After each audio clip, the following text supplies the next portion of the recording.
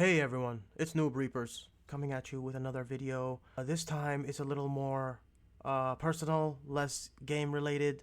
Well, it is game related, but the title is probably self-explanatory. So, without further ado, the title is called Racism in the American Community, a personal reflection from the digital battlefield. So, today I wanted to talk about something that's a little personal. It's something that still sits with me from an experience that I just had earlier today. It happened not on the street, not in a workplace, but in a space that many of us visit on a daily basis. It's an online gaming community in a Discord server. Now, I was invited by a group of American friends after a session of League of Legends. Some were respectful and chill, and some were curious, some were not. And among them were voices filled with ignorance, hostility, and unprovoked malice. I guess because I'm Canadian and Iraqi, they were a bit about calling me the word Kazakhstani, which kind of didn't feel nice. And another said something even more painful, like Muslim men don't respect the sanctity of women, and it's like in the Quran, and they kept repeating it, and I have to agree or whatever. And I'm letting that sink in with the viewers for a moment. That wasn't just trash talk. It wasn't a trash talking moment in a competitive game. It was bigotry, wrapped in a false sense of cultural superiority, racism, and hiding in banter, and it was just painful and telling. Now, the next subject of my video today it would be why racism is still so prevalent. To understand this, we need to ask ourselves a deeper question: why is it so prevalent in the world versus the American community? And in spaces that are meant to unite us, like gaming, social media, education, and community forums, this should be uniting us.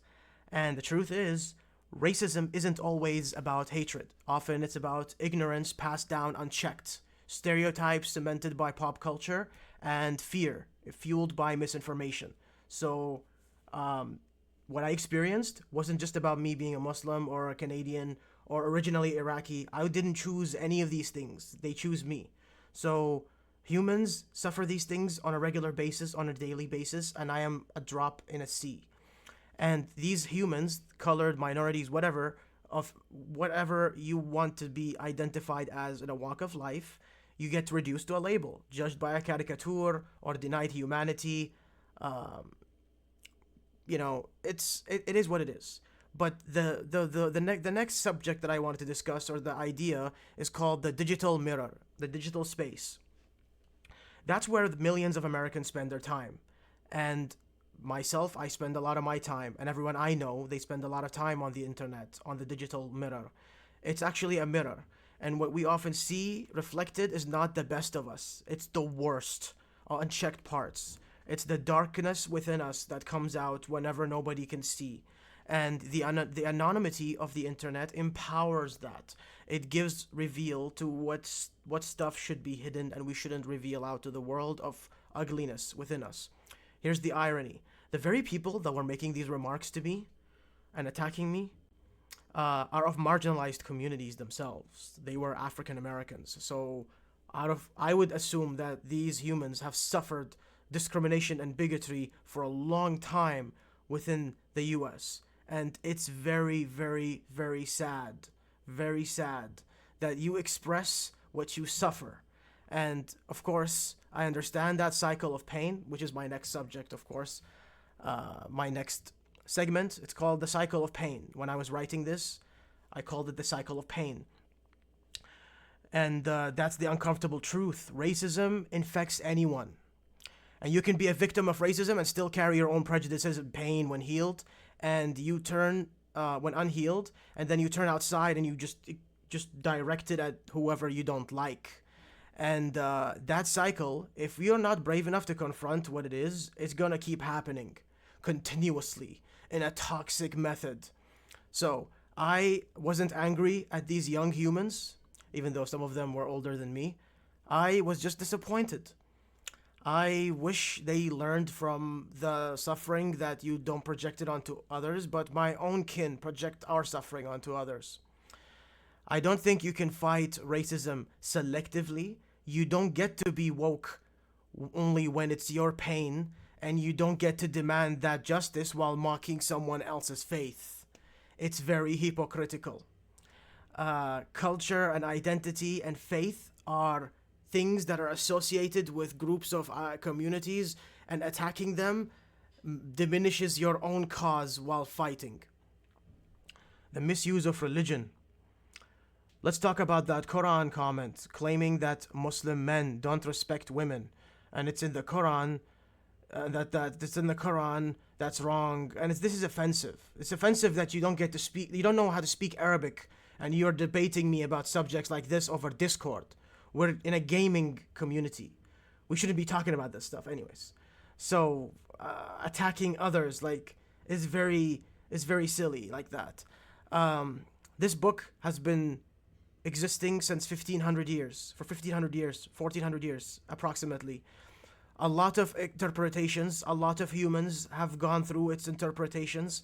A lot of perspectives go into this book. A lot of people interpret this book with high differences. And there are many humans who believe in it, and there are many humans who half believe in it. And you need to know that I did not write it. And my beliefs in it only reflect me, not the squad that believes in it. So it's very silly to think that. And quickly about the Bible and the Torah, they have a lot of peaceful and amazing ideologies, and you can interpret them for negative and toxicities. Similarly with the Quran.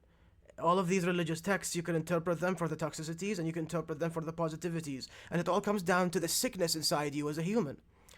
And yes, we do not get taught to disrespect women. I confirm that I have seen many Muslim men who respect women, in my family at least. And if that exists, that it proves that your cause is incorrect.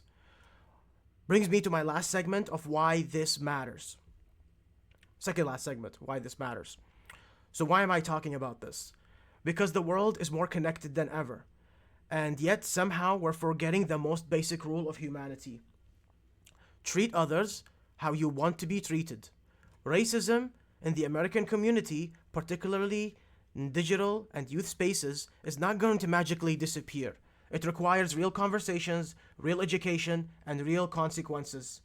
I don't know how you guys are going to make this disappear, because I don't know how to make it disappear from within myself. I fight it every day, and you all should. And education is a healthy way to fight that. So importantly, this requires all of us to show up, to stand up when someone throws around slurs, to correct a stereotype when you hear it. And I will be fair, I will be just. This Discord community has many humans who are respectable, tolerant, accepting, and open-minded. And they stand up for you. It's just that at that conversation, they weren't there. So it's a weird situation to be in. So that should be something that I clarify with the community when I say this. But it is also important to say that I felt very bitter today. And it's unhealthy and it's toxic. And it shouldn't be left unchecked. My final segment for this video is my pledge. Today, I could have stayed quiet. I could have logged off at that Discord and shook my head and moved on. But I said I'm not going to leave that group. I'm going to stay with that group, respect some of the humans that are there. And, silence is what racism feeds on. And if we shake our head and move on, it continues to fester. So here I am, talking for once. I grew up in Iraq, and it's an oppressive country, and you don't get to talk much. So I am talking about something that hurt me deeply on the inside. And like all of us calling for this, and especially those of you who are listening who are Americans, I ask you to keep that good fight. I speak to many of my American brothers and sisters and friends, neighbors down south, who are pushing for a healthier tomorrow. So your country is beautifully diverse, filled with all kinds of colorful people and different beliefs, and experience unimaginable colorful diversity, but unity isn't automatic. So you work on it every day. I come from a torn world, and I ask that you don't tear off yours and mine with you in the process. So it starts with this: listen Learn, lead. Listen to others' stories, especially the uncomfortable ones. Learn where your own biases lie and lead, even if it's just by calling out ignorance when you hear it. I'll end by saying this. I am proud of who I am, proud to be in Canada. I am not ashamed of being born in Iraq. I'm proud of being born in Iraq. I had to run away because of a war and oppression and a lot of craziness, but I respect every human who meets me until they show me otherwise, and I think we should all do.